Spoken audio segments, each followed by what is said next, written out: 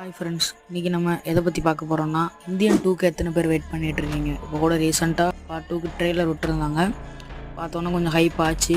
அதோட நம்ம இப்போ என்ன பார்க்க போகிறோம்னா ஆண்டவரோட 5 மஸ்ட் வாட்சபிள் மூவி தான் நாம் இன்றைக்கி பார்க்க போகிறோம். பார்க்க போகிற மூவிஸில் ரேட்டிங் வைஸ் இருக்காது, என்னோடய பர்சனல் ஃபேவரட் படம் தான் இதெல்லாம். 5th பிளேஸில் இருக்கிற படம் என்னென்னா இந்தியன். பிரம்மாண்டத்தின் நாயகன் சங்கரும் ஆண்டவரும் சேர்ந்து நடிச்சிருந்த படம் தான் இந்தியன். ஒரு சூப்பரான படம்னே சொல்லலாம். 4th பிளேஸில் இருக்கிறது ஆளவந்தான்.